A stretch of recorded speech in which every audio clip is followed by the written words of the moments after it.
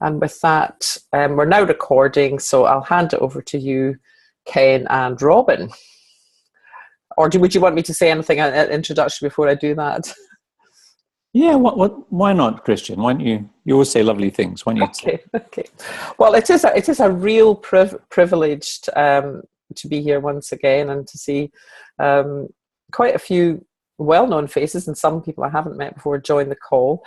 I'm hosting the call here in the UK for Ken and Robin prior to their next UK event, which starts on the 4th of November next month at Mark's 10 near Colchester. And one of the reasons I'm doing that is that I was there. I've been there twice, and I just think that the training is outstanding. I absolutely loved it. I've recommended it to lots of people. Incredibly practical, but also very deep. Really massively helpful, just in terms of going deeper with the three principles and seeing how much more was available that I hadn't seen before that particular training the first time I did it. So I'm really delighted that you're coming back, and it's been a privilege to be working with you. And the purpose of these calls is really for people to ask any questions and to get a flavour of how you guys work. And it's nice to notice that there's quite a number of people on the call who have been on your trainings before, and I think that's testament to how effective they are and how enjoyable they are. And with that, that's more than enough for me. So I will mute myself and hand it over to you. Well, Ken, I think we should quit while we're ahead. Okay, I'm going. Well, listen, thank you, everybody. It was really lovely to meet you. Christian, over to you, and we'll be back in about half an hour. You're a sweetheart. So Ken, yeah. Any thoughts? I had some, but I lost them. So we have a small number of people here, so it'd be really nice to hear what people would like to hear about. We could do our song and dance about what we usually do, but you probably know, would be my guess, from all the write-ups that you've probably read. So can you tell us what you're interested in, all of you, just a couple of sound bites, and then we'll know where to go from there. Good plan.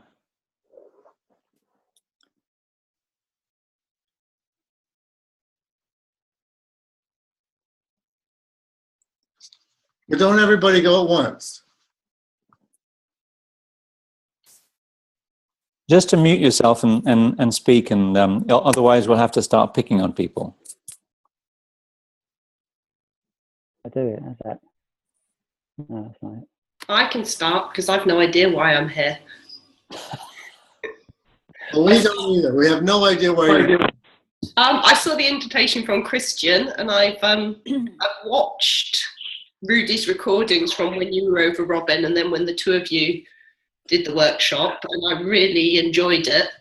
And I keep referring to the things I saw in it. I thought it might actually be quite nice to have a connection where it's you as well as me. Oh, and that was kind of it. And I had a free hour, more or less. So I'm here, and I don't know what I want to know because I don't really know why I'm here beyond that. Okay. Well, Sarah, it sounds like something piqued your interest and something has resonated with you, and you'd just like to learn a bit more. There you go. I didn't even need to speak.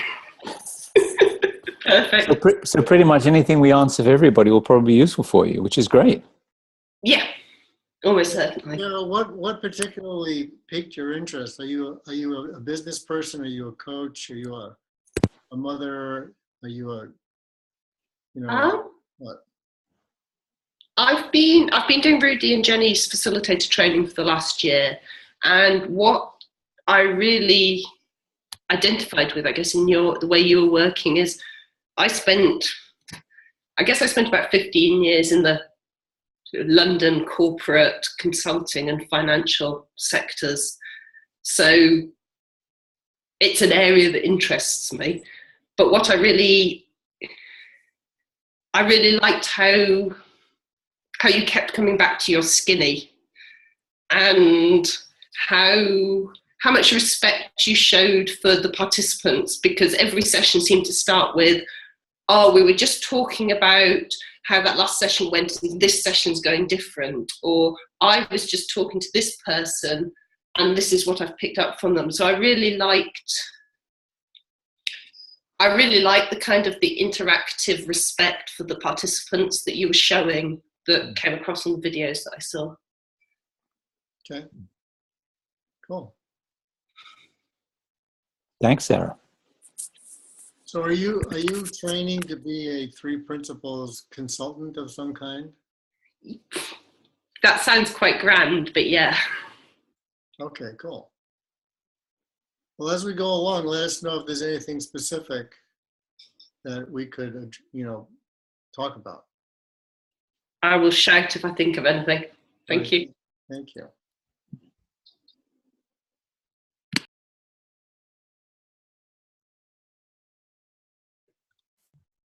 So who's next?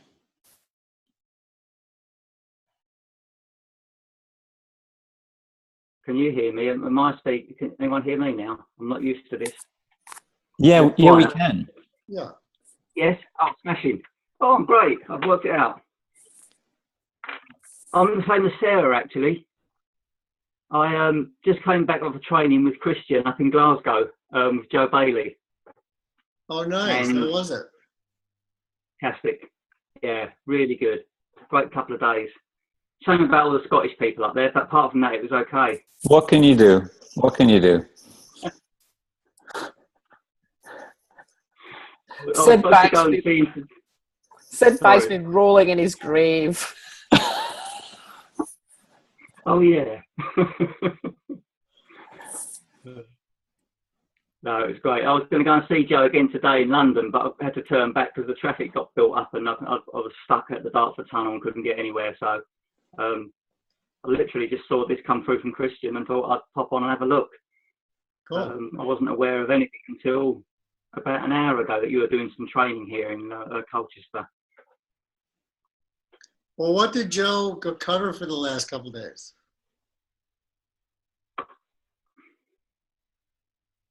It was to do with addictions.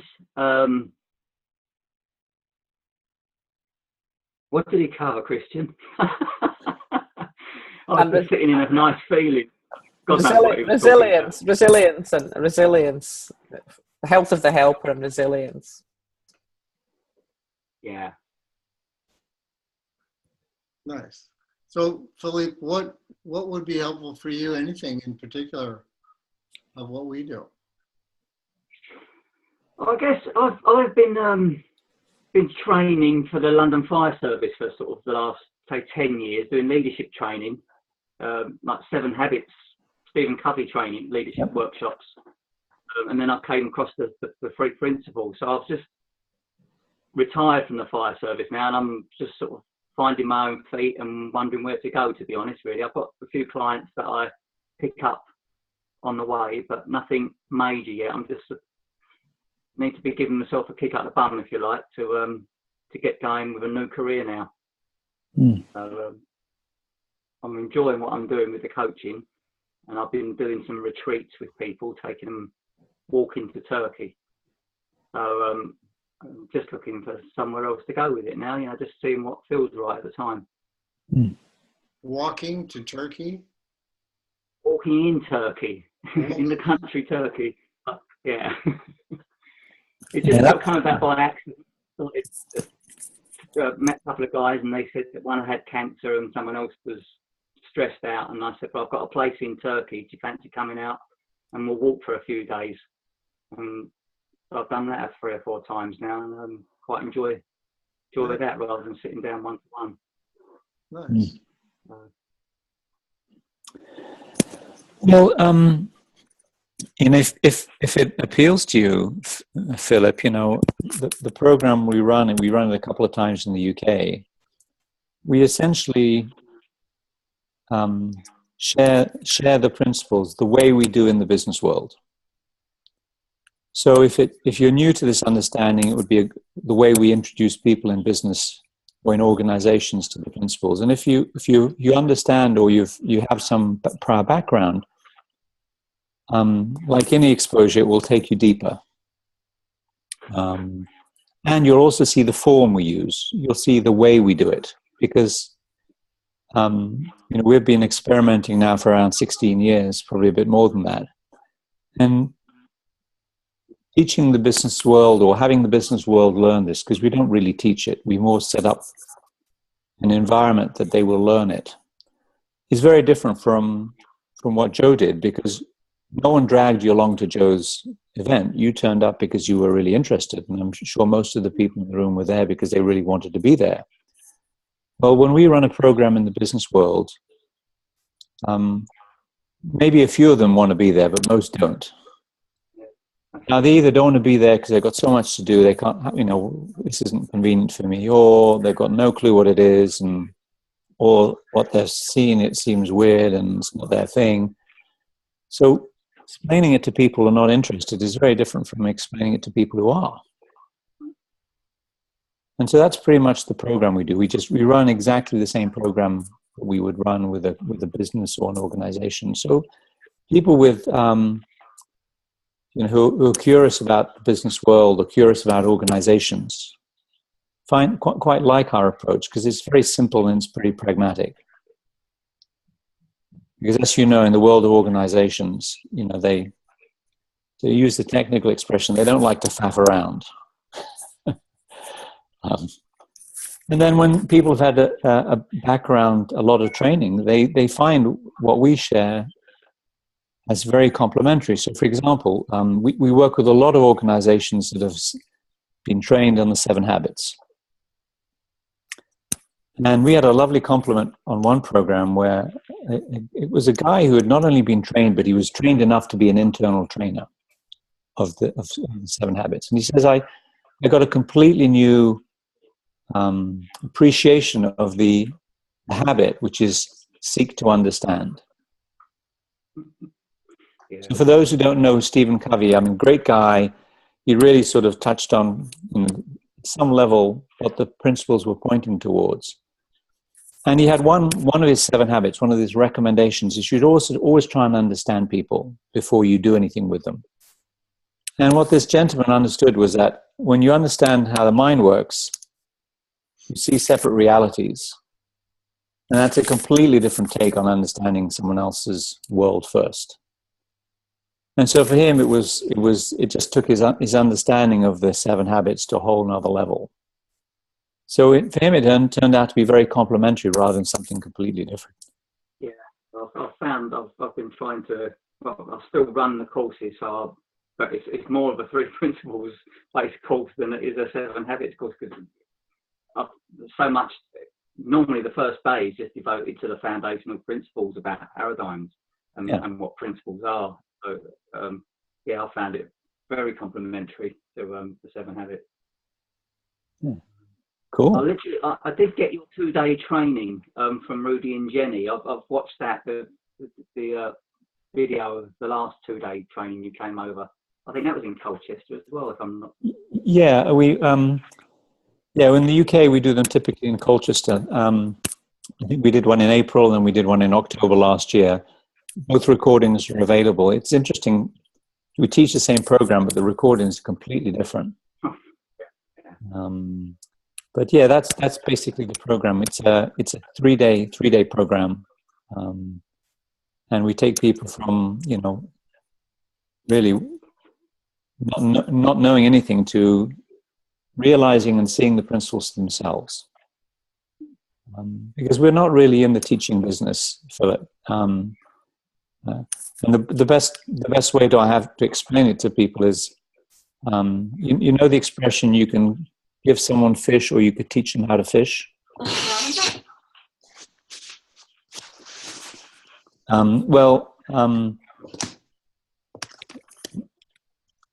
What we do is we don't teach people how to fish. We just let people know that fish exist. So what we find is that when you point people towards this understanding, and we run a purely descriptive program, there's no, I mean, Christian will attest to this and Marina will attest to this. We don't tell anybody what to do. We don't think it's our job to tell anybody what to do. We just describe how the equipment works. Now, when you understand how the equipment works, there's a lot you can figure out on your own, and you see how to use the equipment well. So we don't teach people how to fish. We just say, look, over there's these thing called fish. We drag people over to the river, and they go, oh, that's interesting. I'd like to catch one. And then they start playing around, and eventually they figure out how to fish themselves. So we're more in the helping people learn something than we actually teach anything. So I noticed, Robin, that I literally just saw this about an hour ago on the on Facebook page that Christian put in. You're doing another training a couple of days after. How is that different? Yeah, well, what we do and what a lot of people like you and what Marina do is sort of you're in, or maybe less so at the moment for you, Philip, but they're in clients already. They're already doing work. So for those people, we run an advanced program, which is 3.5 days, which is a much smaller group. Instead of having 20, 30, or 50 people, we have about 10 or 12 or maybe 15. And there we tailor that program to the people who are coming. And it goes much deeper. In fact, you know, I've got an idea. Marina, are you still there?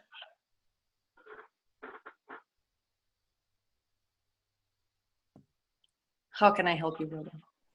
Could you describe what the advanced program is? Right. Thank you for doing this. Lots of warning, I'm sorry. Okay.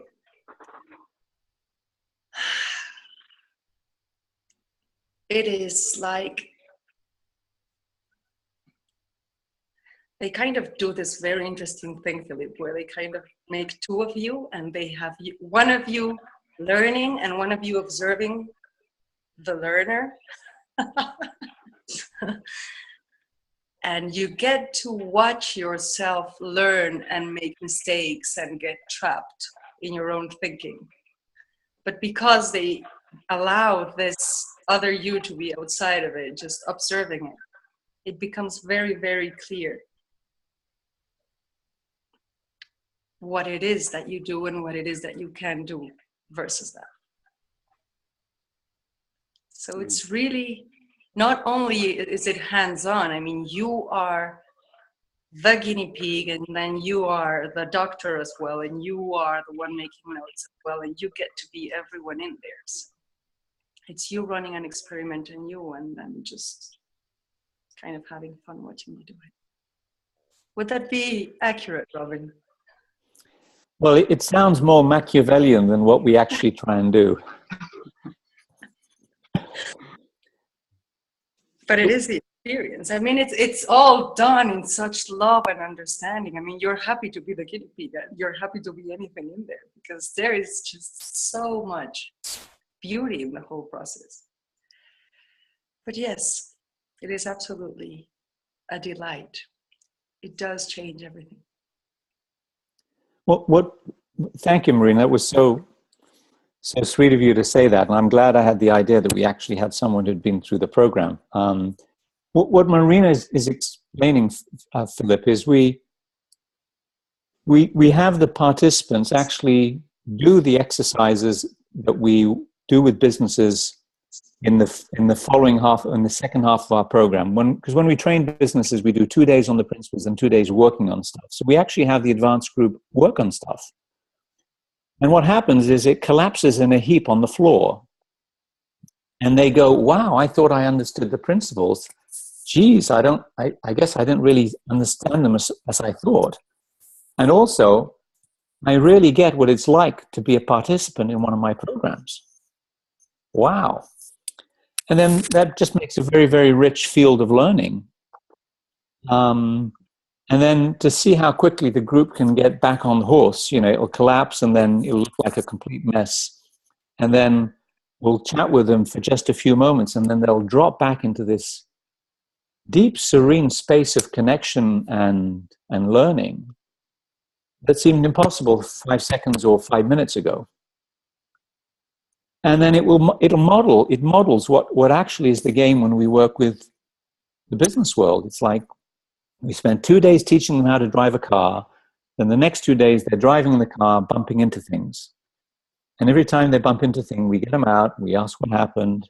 By the end of the 4 days, they're driving rush hour traffic with ease, going, wow, that was very interesting. And then I think the other thing which was so lovely in the program you were in, Marina, and it's happened in all of the others, is people see that there's a deep connected place that we can all live in and work from. And when we're all in that place together, and that's our objective with business teams, there's nothing that can't be done. And in the business world, people aren't hanging around waiting for that. They don't even know it exists. So we'll take someone from the beginning of the program saying, well, I don't really want to be here. What's this about? You know, and then by the end of the week, they've literally, their socks have caught fire. Excuse the fireman analogy, but their socks have caught fire.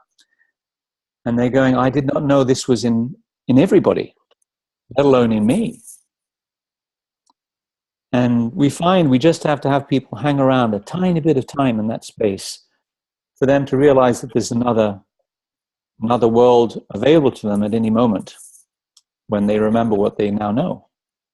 And then the rest of life is remembering, forgetting,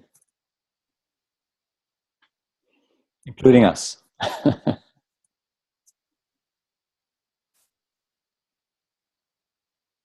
So that's the second program. We do 3 days for the first one. We take a day off, and then we do the next 3.5 days. And we recommend that people who do the 3.5 day, the second program, they should do the first one because it really smooths you into the process. Remember the day in between, Marina, you, Niall, and everybody, you sort of just vegged out and did nothing, right? Other than enjoy life. So it's a pretty nice combination. The other thing about the program is that it's geared to taking people to the next place in their careers using the principles in business. So there's a bunch of pre-meetings and then a few months of follow-up, actually, where we work with everybody in the program to help them take their work to the next level. But it's much more tailored, Philip, because by the time you're an advanced practitioner, you know, not everybody needs the same thing. So we do a lot of assessment and we chat with people beforehand to make sure, to see what everybody wants. And then we design a program around the 12, 10 people we have. It gives everybody more or less what they need.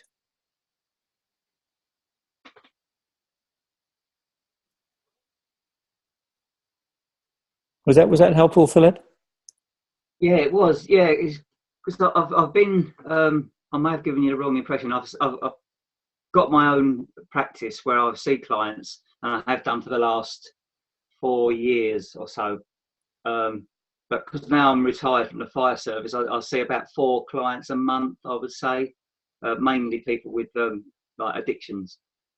Yeah. But I'm thinking about trying to do something in Turkey for corporate.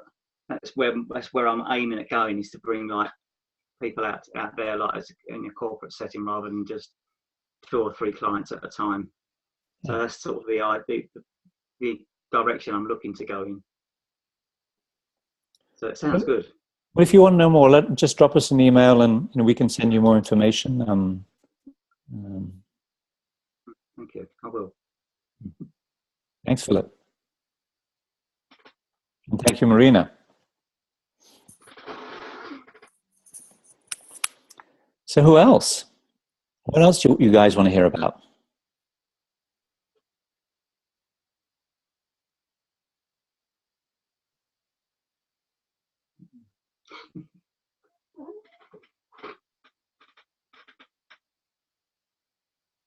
Okay, I'll ask a question if I can. Yeah. May I? Sure. I am starting to work with this company now, and they don't have any clear objectives or goals, which makes it very, very interesting. But now I suddenly doubt if I should just concentrate on making the goals and objectives clear, or just go and try to work without them. Well, why did they start a company? Why did they start the company? No, they don't. They don't have any particular goals regarding the program, you know. So it's just, do they have any goals for the company? yes, they have goals for the company, but they don't see them as related with the program at all. So I don't know if I should try to point to that, or just, you know, stay with pointing to the fish and then saying, okay, thank you. How did you come to meet with them? I mean, how did you get introduced?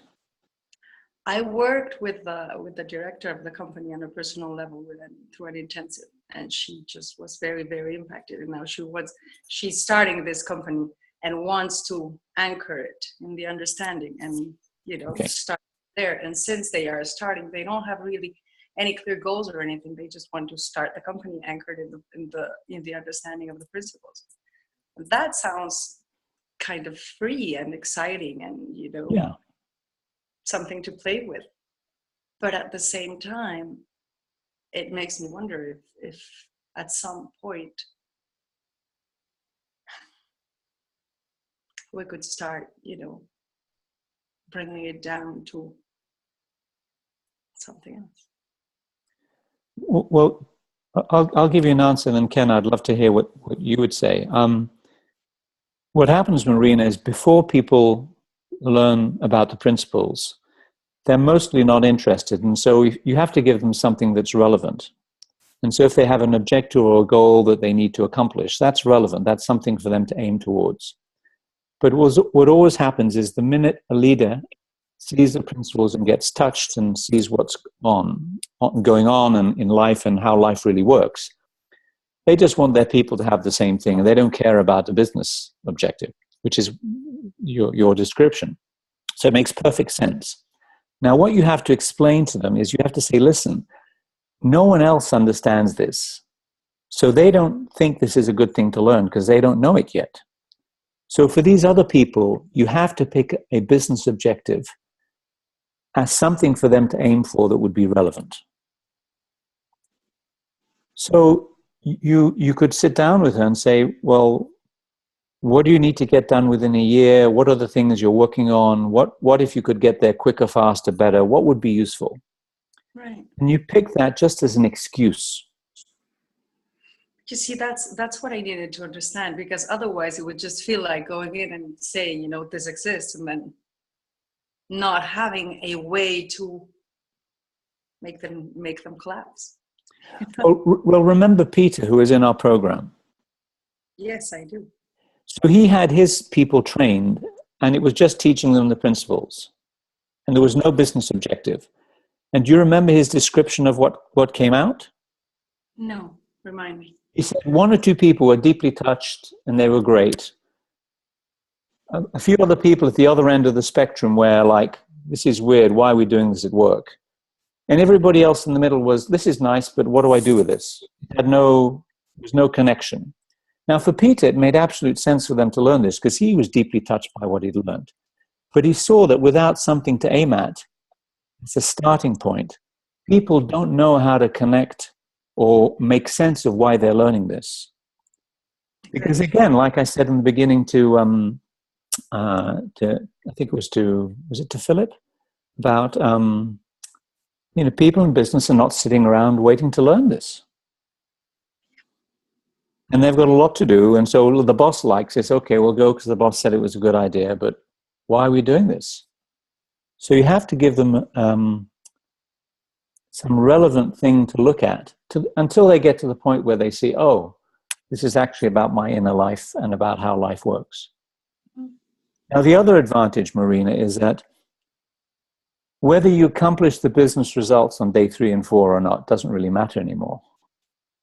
Because that's not why this lady is hiring you. But you should tell her, we have to aim for something so that people get first of all, that it's relevant, and secondly, that they get to see how you apply this understanding. Because for many people, until you're actually using it, which is what we did in the advanced course, That's the thing. I mean, if there is no objective, there is nothing to use it with. Yeah. So yes, exactly. So you guys have got to get this client of yours and say, look, we've got to pick something real. I did a program in Florida with Sandy, and same situation. The owner of the company had studied with Michael Neal, had read his book, was just, I just want my people to have this understanding. I don't care. And so we forced him to pick a business objective. And the business objective he picked was they were developing a new product, and it was taking them 18 months to develop it. And I said, would you like to develop it quicker? He said, well, yeah, that would be nice. Why not? I said, well, how much quicker? He said, how about we do it in 16 months instead of 18 months? And I said, is that really much of a stretch? He said, well, no, but it's doable. I said, forget doable. What would be a miracle? He says, what do you mean a miracle? I said, just extraordinary. He said, I don't know, 9 months? Cut it in half. I said, okay, let's go for 9 months. They figured out in the 2 days following the 2 days of training, they figured out how to do it in 9 months. It made it really real for them. They saw that there's nothing in their world that is unattainable if they remember that it's all thought. There you go. So yes, force them to pick an objective and then play with that. And play with her, ask her questions and see what people are challenged with, see what people think is really difficult, and tell her that she'll get the bit she wants. She'll get that anyway. The bit which she wants everybody to see, it's going to happen anyway. But it's more effective to have people aim for something real when they're not intrinsically interested in the underlying understanding. Yeah, that sounds so much better. Thank you. Ken, anything you'd add? No, Ken, come on. Give me something to chew on. He's probably on mute talking and we can't hear him. Yes, he is muted.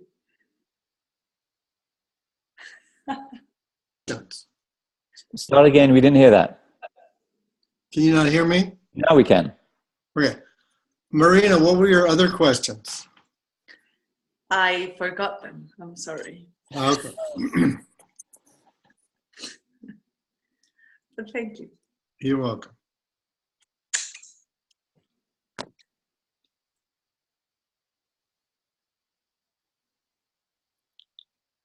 So what else would you all like to hear about? Judy, you got up at 5 a.m. in the morning. You have to have something you want to ask us. But you need to unmute yourself.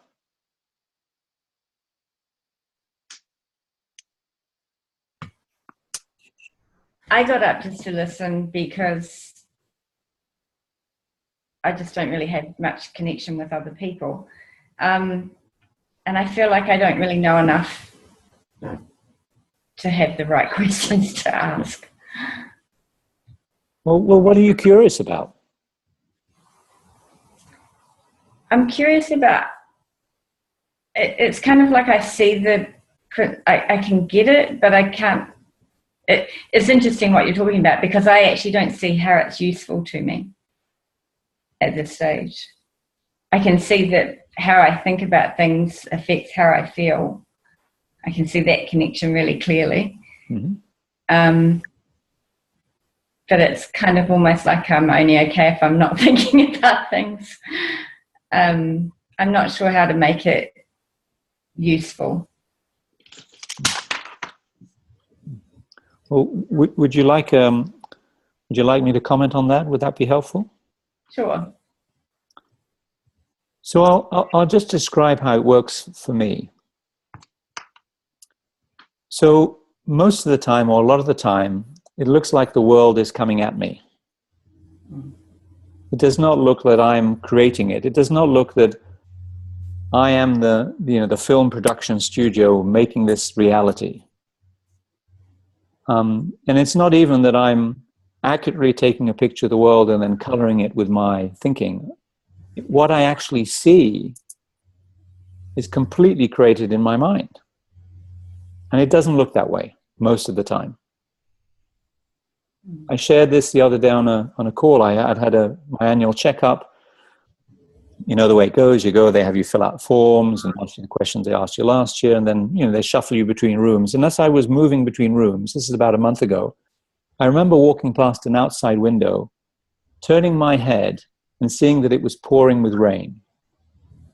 Now, it was just a momentary glance, and then I remember going, oh crap, because it was early in September, so I was dressed in shorts and t-shirt. And so as I walked to my next appointment, I said, well, when I go to my car, I'm going to get wet. Oh, well, such is life. It rains sometimes in September. So I finished my doctor's appointment. It took about an hour. And then I went downstairs, and as I walked out of the hospital, it was bone dry everywhere. So it had not been raining. I mean, it was so dry, it could not have rained and then dried. So the rain I saw out of that window was completely invented by me. So we're living in this reality that we're creating, and it doesn't look like we're creating it. Now, here's where it gets practical, and I'll give you two examples, one in business and one in life. Are you in the business world? Do you work? No. Well, let me then give you the home example, or the rest of my life example. Whenever I get presented with a situation that I either don't like or I need to do something about and I don't know what to do, it's really powerful for me to remember that it only looks the way it looks because of how I think. I.e., if I could have new thinking, it wouldn't look this way. Or I'd know what to do, or I'd have a thought and the way it is would be okay. So I now live when I remember, in a realization that life is up for grabs in every moment in terms of how it looks. And something can look dire, and then a few moments later I get a completely new thought, and it doesn't look dire, it looks like a gift. Or something can be very tough, and then a few moments later I'll get a new thought, and I'll see that it's okay, and that it might not be my preference, but how comfortable or uncomfortable I feel is not a function of the circumstances, it's a function of the thinking that's flowing through my mind. Now, when you see that enough, and when I've seen that enough, things don't bother me for long. Problems don't last for very long. And there doesn't seem to be anything that I can't attend to in a healthy and easy way. So it's not that I have to do anything, but if I remember how the mind works, it seems to do a very, very good job of looking after me and keeping me fine. I mean, I was at a funeral over the summer, and on the first day of the funeral, which was very sad, it was my father-in-law, and I'd known him for 36 years. I loved him deeply. He was a sweet, sweet man. And there was someone at the funeral who was behaving very inappropriately, and a lot of people were getting upset. And I was bothered by their behavior. Because if you want to be technical, in my mind, I had thinking that people shouldn't be doing that at a funeral. And what happens in our mind is whenever we're confronted with thinking that doesn't fit with how we think things should be, we have a reaction. So if you'd stopped me at some point during the day and asked me how I was, I would have said I was bothered.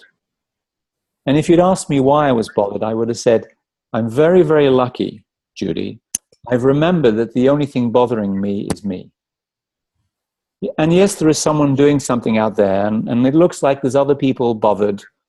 So we could all get into agreement that person is bothering us all. But I know that the only person bothering me is me. And if they'd said, what are you going to do about it, Robin? I would have said, I'm not going to do anything. Because I know that in me is an infinite, or flowing through me is an infinite capacity to have new thinking. And I trust that at some point, this intelligence, this wisdom flowing through me will give me the thinking I need to handle the situation. And sure enough, the next day I woke up and I was completely neutral. The person was still doing what they were doing. Other people were still reacting, but I wasn't bothered. Now, I didn't know what to do, but I wasn't pissed off or annoyed. I was just sort of curious. But I didn't know what to do. But again, I didn't do anything. I just knew that if I was going to do something, the thinking would come to me. And sure enough, the next day, the third day, I woke up and I found myself full of compassion for the person who was behaving badly. And I could see more accurately what was going on, that they were behaving badly, and a whole bunch of people were still very upset with the behavior.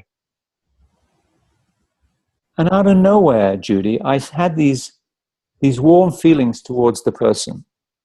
And these interesting thoughts, such as, I wonder how they grew up and what their relationship was with my father-in-law. I wonder how they're dealing with this. Maybe they're acting up because they're just suffering. Or maybe they've just never been educated how to be around people who are in mourning, or who knows. So I noticed I was getting all of these curious questions, which seemed to make a lot of sense. Then I got a whole bunch of ideas about what I could do to help the situation out, and I then went and did them. So from a practical perspective, I was suffering a bit at the beginning, then I was not suffering, then I was living in compassion with a bunch of good ideas about what to do that I then did and that helped out. Where I was on the first day, nothing was going to be helped out if I acted from that place. So the two things that happened was I had a awareness of what was going on. It wasn't that person. It was troubled thinking that I was having. I realized that it wasn't good or bad. It was just that's how the system worked. And I realized that the system would give me what I needed. And all I have found, Judy, is that the quicker I remember what's going on, the quicker that happens. So things don't bother me for long now, and problems don't elude me for long. And what often happens with a problem is, I realized at the end that there wasn't actually a problem, there was nothing to do, and game over. It's actually fine. And then I continue with life. So I get to live in what my dear friend and colleague Ken says, I get to live in psychological freedom a lot more. And psychological freedom is you can think for yourself, you have a nice, healthy, pragmatic perspective. Your humanity hangs around. Even if it's a bad situation, you seem to have humanity. Because if you notice, when things go belly up, typically humanity flies out the window and people aren't very kind to each other. When I'm psychologically free, I'm connected to my humanity, even though I'm in a situation that isn't right. And then the last thing is I get insights about what to do, or to do nothing. So this is really neat stuff to have in life. I mean, do you have children, Judy? Yeah. I bet occasionally you need a few insights with them, right? Yeah.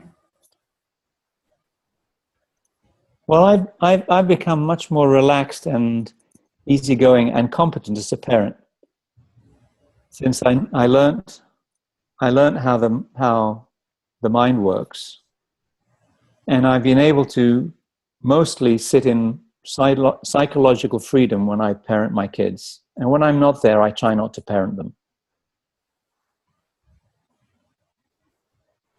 And it doesn't look like anything to do. It's just I let the system do its magic.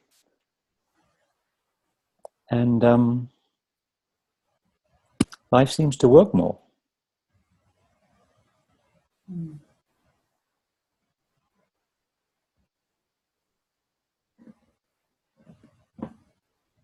Is this helpful? Do you drive a car, Judy? Sorry? Yeah. Do you drive a car? Yes. Does it have a manual? Is it a manual transmission or automatic? Manual. Right.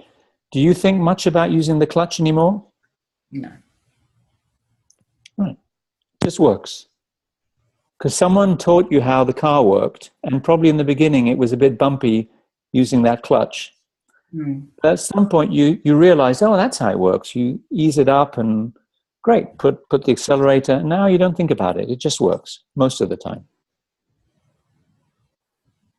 This is the same.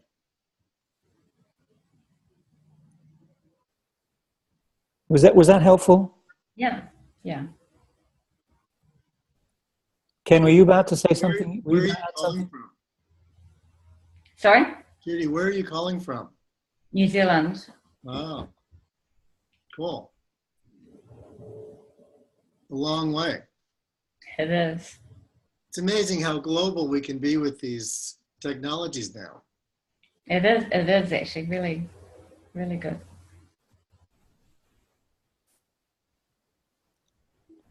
So I'd say, Judy, there's nothing for you to do. Is just at most notice the gift, notice the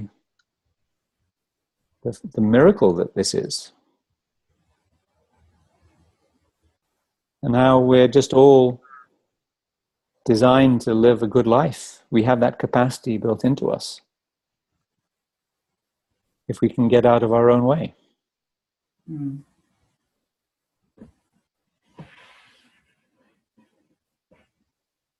That even people misbehaving at funerals are fine. They're just caught up in something, and if you understand that they're caught up in something, it's not personal anymore.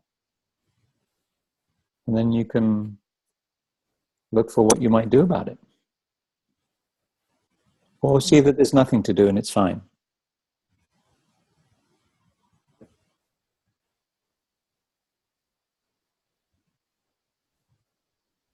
Well, thanks for your non-question. Thank you. I think Jeff has a question. Am I right?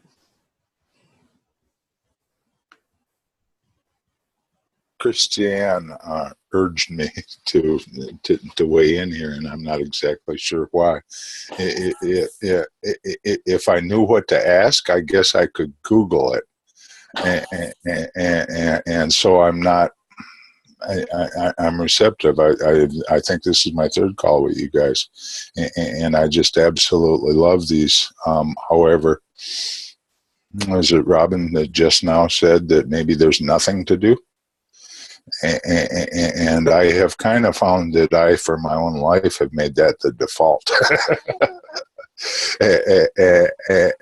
And I am, as a result, kind of backed up in those issues that I've not dealt with over the past several years. And when I think about it, it's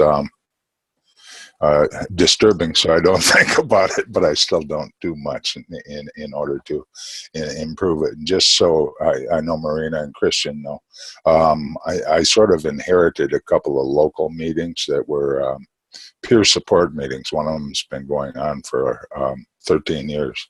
And so I sometimes see 24 people a week. About a quarter of them are people that I see regularly. Probably a third of them are people that I'm only just seeing for the first time. And I'm kind of rambling. I am aware of the affect that these meetings have on people, and it's touching, it's heartwarming. I live for that. I also host a meeting. That's where I met Marina, online. It'll be going on in a few hours here tonight, and we actually do have an international audience. It'll be Tuesday morning in Australia and Singapore and so on when it comes on. And I do have, Christian has been on it. There are people that get up at 2 and 3 in the morning in the UK and Europe to join us. And so I guess, Christian, I have now weighed in. I'm not sure I've said anything useful. Well, Jeff, could I ask you a couple of questions? Please. So these groups this group you've inherited, and the call that you're going to do later today, this is sharing the principles with people. Yeah, and I'm glad you brought that up, because I just listened to Bill Pettit. I'm not sure which one it was, but he kind of contends that there really isn't a teaching or a training. That all we're ever doing is sharing the principles. That's and I am. Marina, I think, knows. I'm reluctant to put a label on what it is that I do. I don't care much for mentor. I don't care much for coach. I don't care much for teacher. I think that those are labels that other people might put on the role I've served in their life, but I can't aspire to be somebody's teacher. I think when a student is ready, a teacher appears, and the credit goes to the student. So why do people come to this meeting?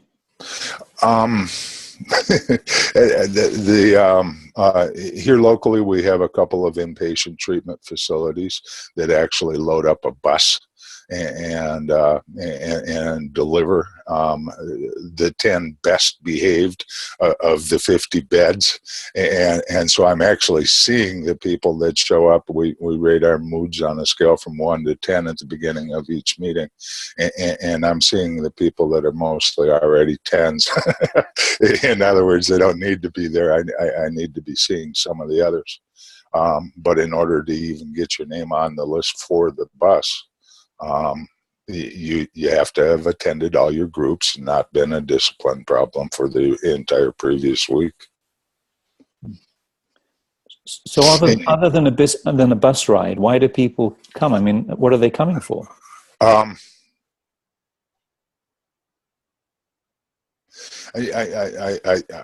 think they, in many cases, are seeing it an alternative to the comparing of scars that often happens at AA meetings. And it was actually probably 2.5 years ago, the last time that somebody tried to show their scars in one of these Wednesday meetings. It just it would be like swearing in church. Or like yelling in the library. It just by the time the meeting is open for open participation, there has been established a sort of an ambiance, a reverence, a really nice, pleasant feeling, and so I just don't get the war stories, the drunkalogs. It just isn't part of the meetings. So people come along just to be in a nice group of healthy people. How life works. Yeah, I think so. 2 weeks ago, a woman showed up on Wednesday with no idea why she was there, except that a friend had encouraged her and said she'd like it. And her name was Gypsy. And in 90 minutes, 5 different times, she gasped out loud, having heard something useful to her. And when she left the meeting, her face was calm, and the furrowed brow was gone, and she was just really enthusiastic. And I didn't see her until last Wednesday. She skipped a week, and she looked 15 years younger. And she said she'd lost 18 pounds in those 2 weeks. Wow! She heard something. It felt good. I suspect she'll be back, and there's others like her. Well, it sounds like you're doing fabulous work, and well, we passed a basket, and 20 people yielded $3 the last time we passed the basket. So there's my own personal finances are becoming dire.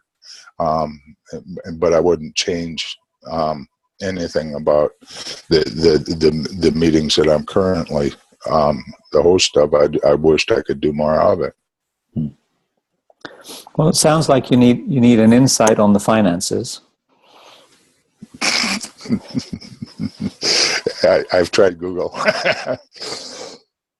No, seriously. If you this is the way it works. It works for me. Is whenever I have a situation that I'd like to be different, I know that in me is all of the wisdom, or flowing through me is all of the wisdom I need to resolve it. So I just have to ask myself the question, about the topic, and wait to see what shows up. And then if nothing shows up after a while, because sometimes the guys in the back office, they need a few moments to solve the problem, I get curious of whether I'm asking the right question, and very often I'll wonder what would be a better question. A different question shows up, and I have a thought that helps out.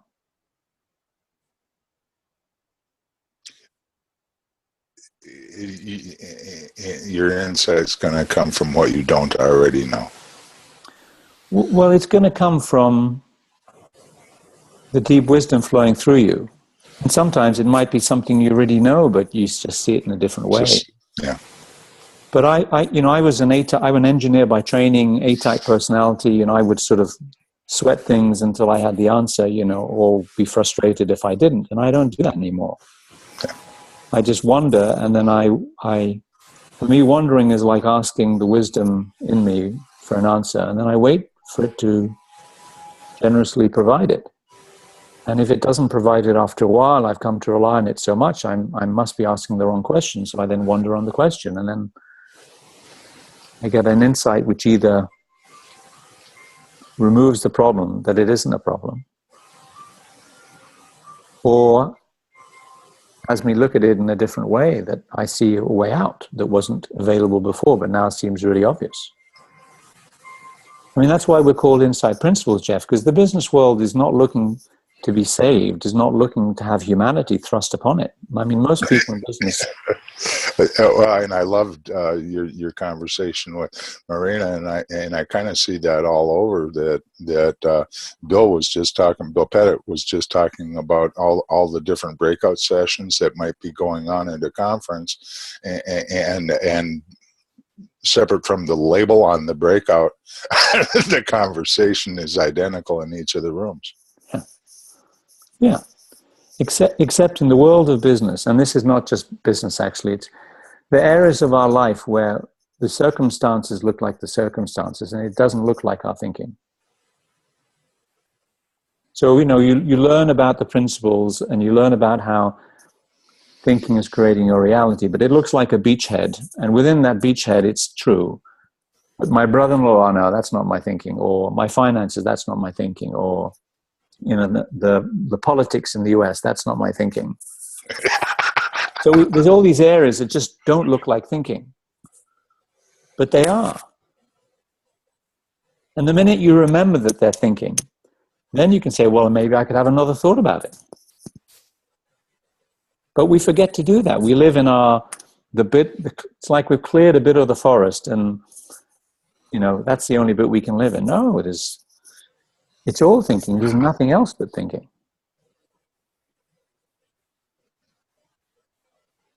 And so any area of your life which you wonder if it could be different, have at it. You've got the equipment.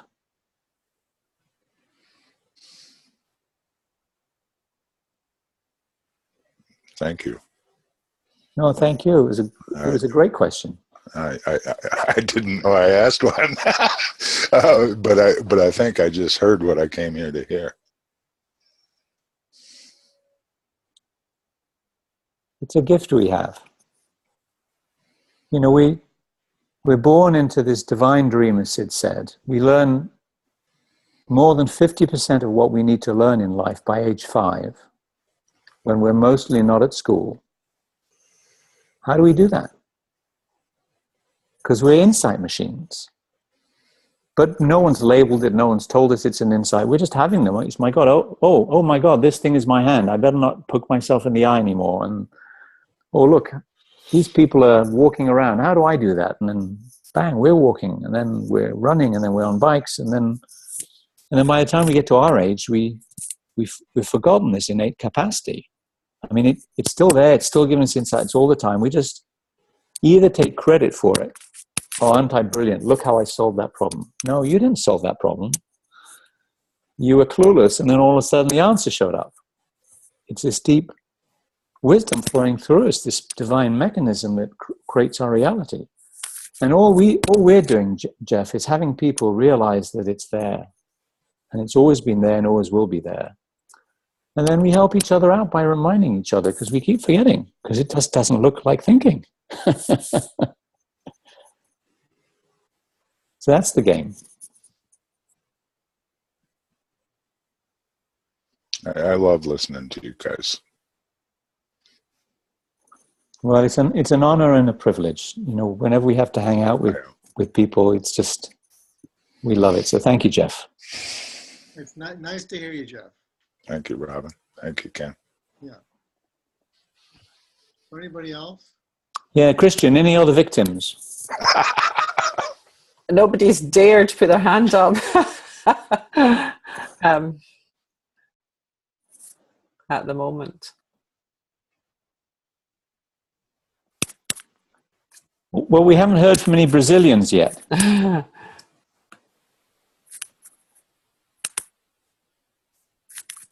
Uri, are you Brazilian? Actually, Portuguese. Ah, close. Very close. Not geographically, but So tell us a bit your background. What do you do? How did you come across the principles? well, actually started like a year ago. I was reading the Inside Out Revolution from Michael Neal. And that got a huge impact on me. So I'm also like a type A person. And I was struggling for the last couple of years and trying to not be so rational, try to be more connected to my emotions. Basically, I wanted to feel more connected and less operating from my head. And yeah, so that kind of hit me hard. And it's almost like, oh, that's it. That's what I'm looking for. And slowly I got more and more into it, and I started looking for videos, and I really loved George Pransky. Was one of the way he'd speak, very quiet, very slowly. And Bill Pettit as well, because he brings a little bit more his background as a psychiatrist, and I was very close to that topic because my wife suffered from depression for a couple of years. And yeah, it has been very helpful. And that's pretty much last year. And I also now I'm looking to eventually use all these learnings and probably start doing some coaching, which I agree with Jeff, I don't know really what to call it. It doesn't seem life coaching, because life coaching has a huge brand around it already, by a lot of doing, a lot of techniques associated with it. So I'm really struggling to try to give it a name. And I just finished recently a certification in coaching, just more from the diploma perspective. Although the techniques I learned to get that certification are not aligned with what we do here and the 3 principles. But yeah, that's pretty much what I've been doing the last year. Cool. Well, Was there anything you'd like to know that would be helpful from us? Yeah, I mean, what I'm seeing lately is that I seem to get a lot by listening. So every now and then I kind of go off track. And it's almost like the way you do meditation, and then you try to calm down and come back to your reset point or something like this. I found it that reading and seeing some of these videos and some of these webinars really help a lot to be back on track. That's what I've been seeing lately. And being around with other people that are not involved with the three principles and are very much living in their heads. And I think I get a little bit tired of trying to, well, I can't do anything, but you have that urge to try to fix them and to try to share with them what you've learned, but maybe they are not ready. So it seems hard to balance the two worlds, so to say, if I can call it that way. Yeah, most people live in an outside-in world, and they have no idea that their thinking has anything to do with what they experience in life. And when we're first learning this, it's so great that we have all of these videos and books and tapes and different things and people around to help us anchor ourselves in this understanding. It's a blessing that we have now. When we were first working with this 25, 30 years ago, we didn't have any of that, except we had SIT. That was really helpful. But we've come a long way. So you're lucky now to have all these resources.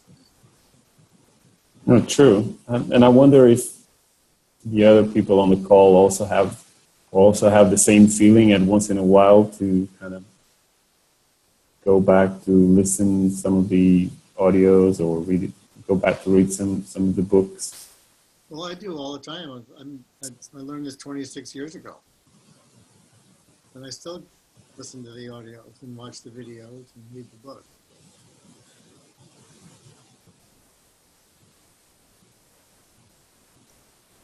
The journey for me, Rui, if I can comment, is when I first learned or came across the principles, it was I thought it was fabulous, and I had to tell everybody about it. And most people in the world of business would say, well, sorry, I don't know what you're talking about. Thanks, but no thanks. And then I felt it was my job to fix everybody. And then I saw that most people didn't want to be fixed. And then I also saw it was just me and my thinking having a view about how they should be. And then once I got over that, I got really relaxed about it. And the most important thing became living in as much psychological freedom as I could. So now when I'm with someone and they're lost or they're disruptive or they're noisy, and I react, well, it's about me, it's not about them. So my attention goes to me, and I notice I'm a bit tired or whatever, and so rather than having to fix people, I don't feel that anymore. I mean, I'm with someone who's upset, and if I remember the way the system works, I know that they have in them all of the intelligence and wisdom they need, and maybe getting upset is what they need. And so I get to be with people with a lot more easily than I used to be. And then if I think I can be helpful to someone, at most I will ask a question, could I help? But I don't do that unless I'm in balance. Because if I'm not in balance, well, then I'm running some agenda, some way they should be, my wife shouldn't be getting bothered with the kids, Whereas if I'm in balance, I tend to see in a healthier and sort of more complete way what's going on. And most of the time, there's just nothing to do. And even in the middle of someone being upset, you can see the wisdom and intelligence in them and the joy in them. And so I think you're on a great journey here. And having views about how other people should be is really normal and ordinary. And then the more this understanding naturally deepens in you, because it does naturally deepen. I mean, speaking to people, going on programs, reading books, listening to videos is all helpful, but I think you progress naturally anyway. And as you progress, you'll just see the wisdom behind life. And it'll all be fine.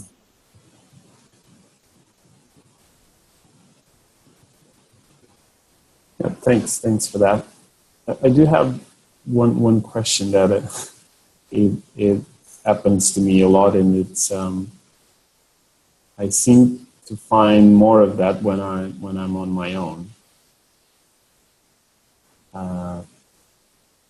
So at the same time, I don't want to isolate myself, but I feel that, for example, looking for some quiet times, or to read some or listen to some videos or some audios, or it seems to make more sense on my own, and then when I go out there to the world, I go, okay, let's what other people need from me. What should I do on their agenda, so to say? But I seem to need also that for myself, and I wonder if, how does it work with with all of you in that sense? If you tend also to look for those moments, because I've seen. Sorry, before you jump into the answer. I've read also a book from Michael A. Singer from his journey, and one of the things he kind of said is, please, you don't need to do my journey. I kind of went away and meditate almost all day long, just to find out you don't need to meditate all day long to be to be happy with yourself, and to be in peace with yourself, and all of that. But I if I follow to my heart, that's what my heart is saying, is kind of spend more time on your own.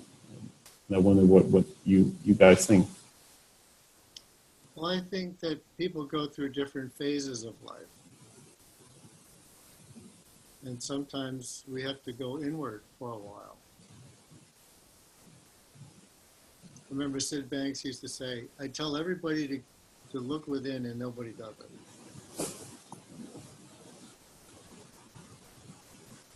So, if your instincts are telling you to meditate and be quiet and go inside, just go with it. Enjoy it, love it. Give yourself the freedom to indulge that and find out what that's all about. I'm going through one of those phases myself right now.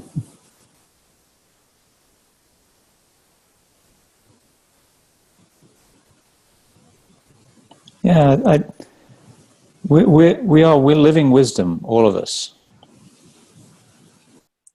So if you get the strong sense, do you need to be quiet? It's wise. What I heard you say was that you get connected to something deep and meaningful when you're by yourself that you have a hard time maintaining when you're with other people. And that feeling is really sweet when you connect with that. Mm-hmm. Go for the sweet. Go for that feeling. And then at some point, when you have enough of that, you'll start asking yourself, how do I stay connected to this feeling when I'm engaged with the world? And then you'll start to get insights. But you don't have to rush it. Take your time. When it feels right, you'll start getting that question, and then you'll start getting the insights. But for now, just have it for yourself. Sid used to say to us, be selfish. Be really, really, really selfish. Get this for yourself. I will. Enjoy. Thank you. Thanks, really lovely to chat with you. Thank you.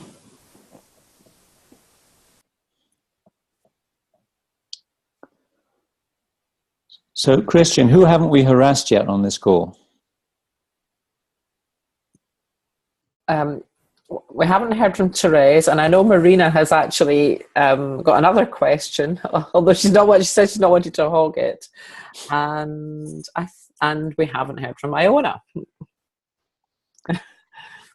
But I'm also aware of time.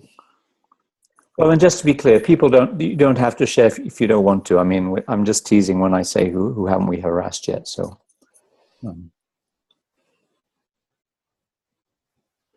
So Marina, what's your other question? Okay, I would really, really appreciate it if you guys talked about the importance you have seen around the intake previous to the course with groups. The intake is crucial. The intake is? Crucial. Crucial. Crucial. Yes, could you kind of expand on that? Sure. You want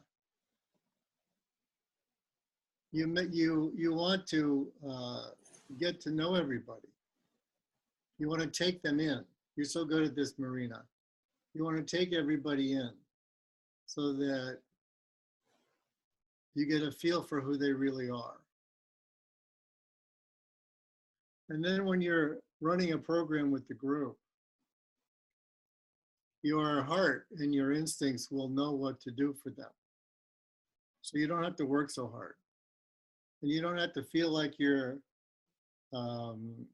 talking about something that is not connected to them. If you feel connected to them, you'll speak as if you're speaking to them, and it'll feel very satisfying. And then the download of wisdom and intelligence will come through you, and you'll learn from, it's like you'll be a participant in the course learning with them. And they'll feel connected to you, and they'll be open to you doing that. Now, on the surface, you could say that, you learn their language, you learn what their issues are, you learn what is important to them, you learn how to make it relevant. You get ideas during the intake sessions about how to explain things to them. It's all part of the wisdom coming through you while you're listening. You just want to take everybody in. You want to draw people out. Find out who they are, what's on their mind, why might they be interested in the program, how might the principles be useful for them, how open are they to spiritual things, what can you get away with, how conservative or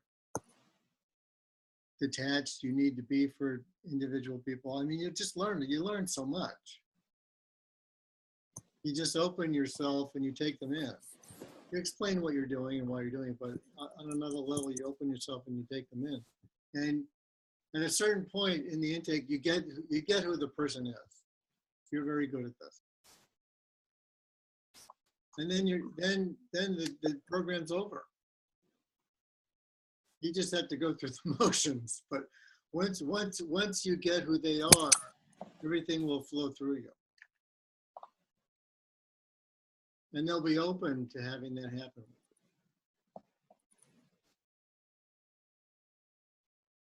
I mean, another way to say this is, and this is a lovely product of grounding, when you see how the world works, you see how life works in the moment, you and your preferences fall aside. If you want, your ego quietens down, whatever words you want to say about it, but you find yourself deeply in service or interested in being of service to the person or to the group or to the organization. Now, if you want to be in service of someone, how can you be in service of them if you don't know what they want? If you don't know who they are?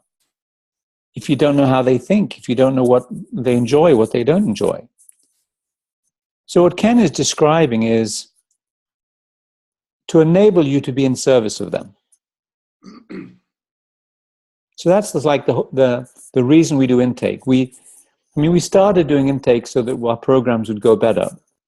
But the more we've seen things, Marina, the more we see that if we really want to be in service, and we think everybody wants to be in service when they're settled, when they're in balance, the only way to be in service is to know the person. So, for example, someone will say,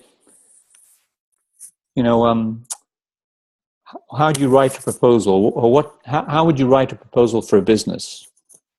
Well, it depends. So we ask a company, how do you like proposals? And some companies say, we want an email with 4 points on it. Other people say, we want the book, with the qualifications, the histories, and then everything in between. But unless we do intake and find out who the people are, how can we know what makes sense to them? So we just spend a lot of time getting to know them as much as is required. We get curious. If we pick up something that could be going on, we would investigate that. So that by the time, as Ken said, we get to the 4-day training, we know people, we know what they want, we know who they are, they feel connected to us, and we feel connected to them.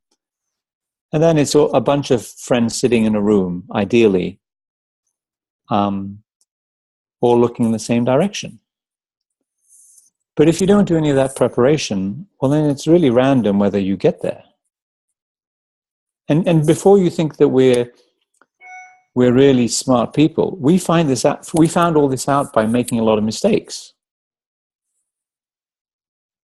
We'd be with a team, and then in the middle of the team, we'd notice something going on, and we'd realize there was this dynamic that everybody knew about, except we didn't know about it, which would have been really good to know beforehand, because we could have attended to it rather than having to attend to it in the meeting.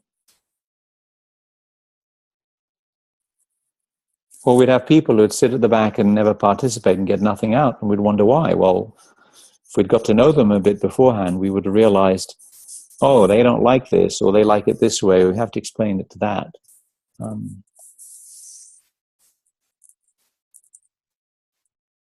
So, it's like like anything. If you want to do it well, you want to know what you have to do, know what works,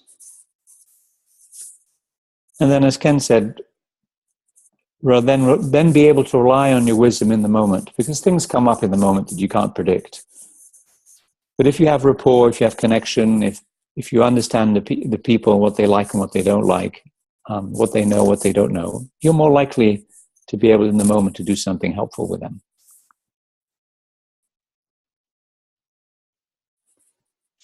Thank you. Thank you very much. It makes absolute sense. I like the part that once you have the connection and once you have the bridge, then the wisdom will flow directly to that connection and that bridge. Yeah, makes sense. Yeah. We probably spend as much time doing prep as we do the program. Right.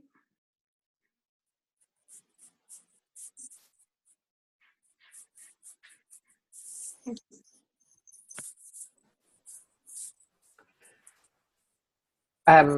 Robin and Ken, I'm conscious it's almost 6:30 here. I guess that's 1:30 your time. So I think we're running out of time, unless you have any other burning thoughts that you want to share with us. No, it's lovely to meet everybody. So thanks for coming on the call. It's been a beautiful call, and just some gems in there from me. And the call will be posted on Facebook, and along with a link to the training and the Institute page. And I just had a thought for anyone who's thinking about going on the training, but feeling that it's practically difficult at the moment, that maybe asking for an insight would be the answer there. Who knows what might happen? But I would really like to thank you for giving us your time once again, and it's been really wonderful. A number of people are sort of leaving and saying really, really, really positive things. So thank you very much indeed. I'm just going to stop the recording now.